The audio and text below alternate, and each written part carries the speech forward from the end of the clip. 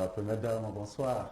Bonsoir, Merci de nous faire l'honneur de recevoir chez vous je vous en prie. une émission qu'on allait produire en plein air, mais pour raison de pluie, nous sommes obligés de rentrer dans un de vos salons. Merci d'être venu jusqu'ici. Merci à vous. Et bienvenue à toute l'équipe. Merci, madame. Mesdames, messieurs, bonsoir.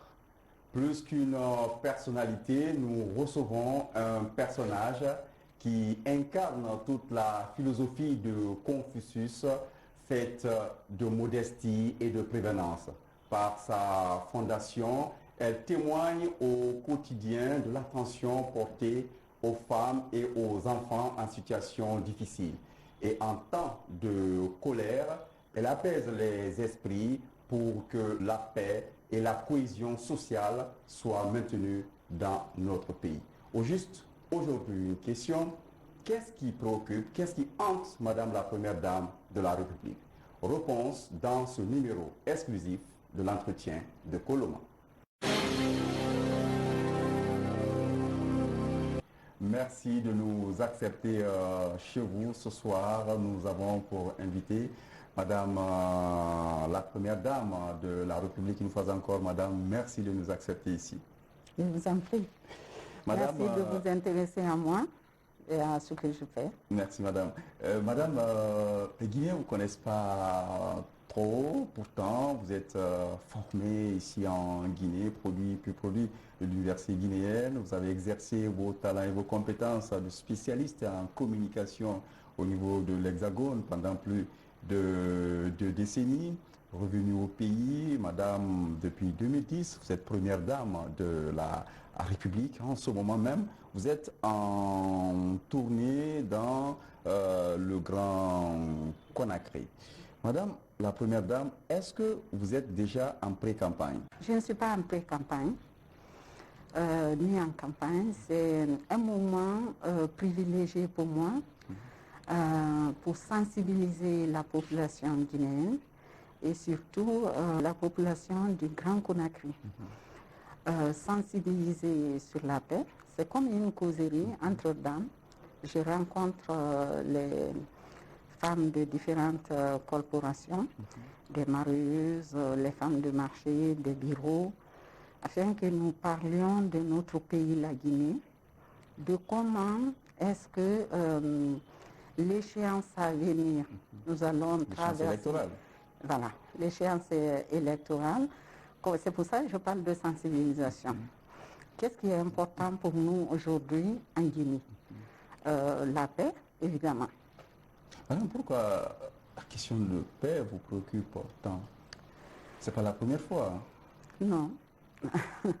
C'est un thème récurrent pour moi, parce que rien ne se fait sans la paix. Qu'on soit riche ou pauvre, quand il y a la guerre, ou quand il y a des conflits ou des mésententes, c'est sûr que personne n'est tranquille, consciencieusement tranquille. Et la Guinée est un pays qui n'a pas connu de guerre civile, Dieu merci, mais il y a des poches de tension, surtout quand c'est l'élection. À chaque élection, vous avez pu le remarquer, il y a des vives tensions. Donc nous voulons prévenir cela pour dire à la population qu'en démocratie, on peut avancer ses idées, débattre ses idées, confronter les différentes visions et non de se quereller, de se bagarrer et avoir des comportements d'incivilité. Voilà, c'est de ça que nous parlions. Vous rencontrez vraiment les Guinéens, vous avez parlé d'échanges. En retour, qu'est-ce que vous recevez de ces gens-là? Ils vous disent quoi? Est-ce qu'ils ont la même perception que vous sur la façon de faire pour asseoir ou bien conforter la paix dans notre pays? Absolument. La même vision sur la paix. Quant à ce que je reçois, je dirais que je reçois beaucoup de leçons, des leçons de vie. Parce que la majorité, évidemment, c'est des femmes illettrées qui n'ont pas eu la chance d'aller à l'école, mais qui sont extrêmement intelligentes, qui ont une vision bien claire de la vie, malgré le fait qu'elles ne sachent pas lire ni écrire. Donc, sur ce plan-là, je reçois beaucoup. Nous parlons des choses des femmes, comment éduquer leurs enfants. Et vous parlez, franchement, là, les mécontentements, on m'en parle. Parce que c'est ça, hein, c'est un débat ouvert. Pendant les 10 années-là, qu'est-ce qu'elles ont reçu? Qu'est-ce qui a fait défaut? Il n'y a pas de tabou. Elles m'ont parlé de tout ça hier. Aujourd'hui encore un peu. Nous reviendrons sur ces questions, madame. Juste préciser que les femmes ont toujours été au cœur de vos activités depuis l'ouverture de votre fondation, sur les questions notamment de santé, des questions même d'assistance en vivre. Effectivement, moi j'ai eu la chance en 2010 de sillonner la Guinée. Un magnifique pays, je le souligne, malgré la pauvreté apparente qu'il y avait. Et ce que j'ai constaté, c'est l'extrême souffrance des femmes. Le fardeau qu'elles ont apporté, je trouve ça énorme, effectivement. Alors, elles s'occupent de la maison et aussi elles ont l'éducation des enfants assurée. Le mari est là, certes, mais les 80% des charges familiales, c'est la femme. Donc, moi, j'ai eu l'idée, et puis je questionnais aussi, j'étais avec quelques médecins et tout. Et j'ai eu l'idée de créer une ONG me disant, si jamais mon mari accède au pouvoir, voilà ce que je ferai pour les femmes guinéennes. Et lui aussi, de son côté, il était à l'écoute des femmes, sur la souffrance des femmes, notamment les femmes en état de famille. C'est pour ça, dès qu'on est arrivé au pouvoir, il a rendu la césarienne gratuite. Et moi, je suis allée dans ce sens-là, la santé, parce que d'après les statistiques d'alors, 2010-2011, la Guinée était le pays où il y avait le plus de décès maternels et infantils. Des 16 pays de la CEDEAO, c'était en Guinée où il y avait... C'est quand même hallucinant. Donc il fallait qu'on touche les indicateurs, les différents indicateurs, c'est-à-dire l'information des femmes enceintes, les pousser aussi à aller dans les centres de santé, les postes de santé ou dans les hôpitaux pour accoucher et non accoucher à la maison. Ça les mettait en danger et puis l'enfant aussi. Et voilà comment ça a démarré. C'est un sujet très important. Aujourd'hui, je pense que les chiffres sont à la hausse. Nous sommes en train donc de quitter ce fameux rang de dernier de la classe parce que la césarienne est complètement gratuite et puis nous avons des associations aussi qui informent les femmes sur l'importance d'aller dans les centres de santé, de voir un médecin ou une sage-femme au moins 4 fois durant la période de grossesse pour prévenir donc les difficultés liées à l'accouchement ou pas. Et là où il y a des complications, souvent on voit intervenir le cas des bébés siamois et autres que vous avez eu à prendre en charge. Oui, oui. Et avant les bébés siamois, c'est vrai qu'on avait offert des motos-ambulances dans quelques préfectures au niveau des centres de santé. Pourquoi les motos-ambulances? Parce que lorsqu'une femme dans un village ou dans un hameau est en travail, donc l'enfant va venir, souvent il n'y a rien pour la transporter. Elle ne peut pas monter à vélo ni sur une moto, donc c'est difficile. Souvent c'était dans les hamacs qu'on les transportait. Donc là, les motos-ambulances ont beaucoup aidé dans ce sens-là. Et effectivement, il y a eu les beaux bébés siamois, Aboubakar et Hassan. Aujourd'hui, ça va. Je crois qu'ils vont avoir 5 ans. Oui, ils les ont là, 5 ans. Est-ce que le sort, la situation de ces bébés-là, siamois aujourd'hui, dont vous êtes fiers, comme tous les Guinéens, de parler, reflète un peu la situation de la santé maternelle, c'est-à-dire d'un point un peu au rouge, difficile, et aujourd'hui avec un peu de sourire sur certains lèvres. Est-ce que vous-même vous percevez cela aujourd'hui en faisant un petit... en jetant le regard sur le rétroviseur, la réalité du terrain? La situation générale, lorsqu'on compte aujourd'hui le nombre de centres de santé, la Fondation même en a réalisé 5.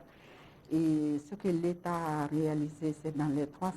Je n'ai pas les chiffres en tête, mais c'est vrai qu'il y a eu beaucoup de construction de centres de santé, d'hôpitaux, de postes de santé. Ce qui améliore obligatoirement la santé des femmes. Donc, et puis, il y a la sensibilisation aussi pour leur dire de ne pas rester à la maison. Il faut aller dans les centres de santé. Et vous continuez toujours à vous investir dans ce sens-là, en déployant notamment dans le sens de la coopération internationale. Vous avez un moment avec la Fondation MEC et qui va dans le sens d'ailleurs de la procréation assistée. Effectivement, avec la Fondation MEC, nous avons pu bénéficier de bourses pour la procréation assistée en Inde. Et quelques jeunes médecins guinéens sont allés en Inde dans les domaines de l'oncologie, du diabète et puis de la procréation assistée. Il y a aussi l'éducation qui vous préoccupe. En éducation, idem, nous avons une vingtaine d'enfants boursiers en Malaisie et avec la Fondation Rochas au Nigeria. Donc ça, c'est des jeunes niveau collège qui nous ont demandé d'envoyer. Et la sélection a été drastique parce qu'il fallait prendre des enfants des familles pauvres, orphelins ou familles pauvres. Donc c'est ça. Ces enfants sont là-bas aujourd'hui. Ça fait 4 ans de coopération et tout se passe bien. Madame, vous assistez les femmes, vous assistez les enfants, mais est-ce que vous-même, vous êtes fière de ce que vous faites? Est-ce que c'est suffisant pour ces enfants et ces femmes? C'est déjà quelque chose, mais ce n'est pas suffisant.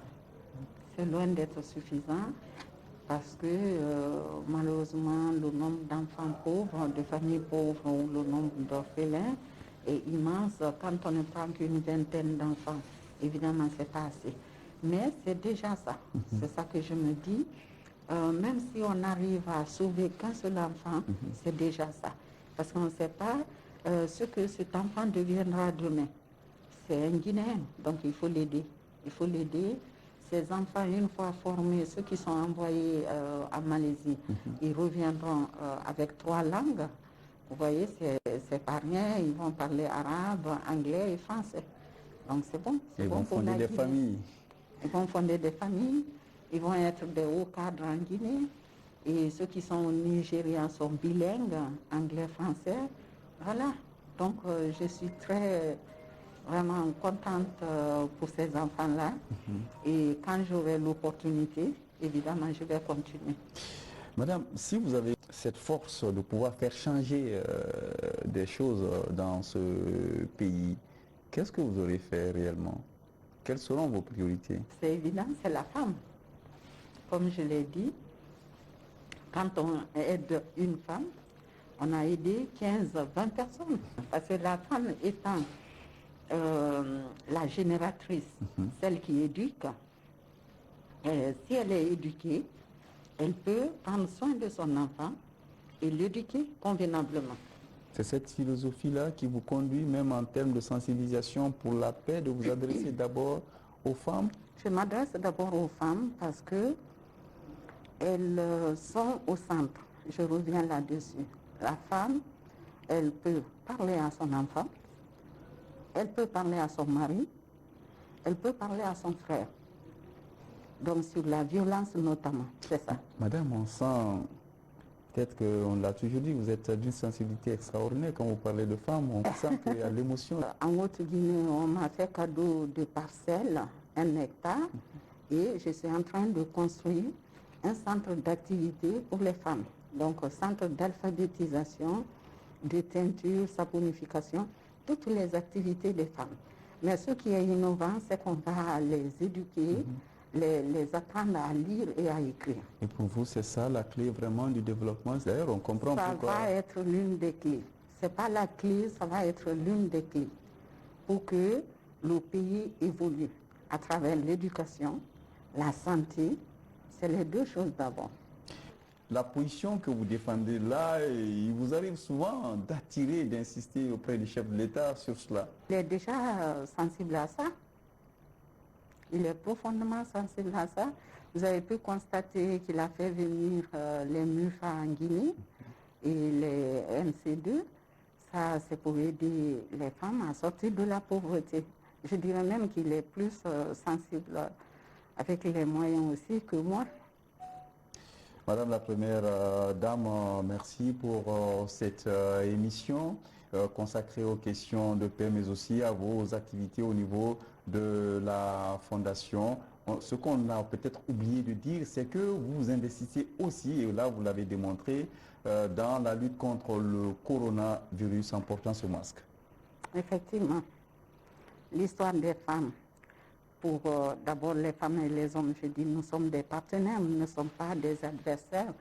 Donc c'est l'entraide qu'il faut, premièrement, et effectivement, il y a un peu de laisser aller par rapport à la lutte contre la pandémie du corona.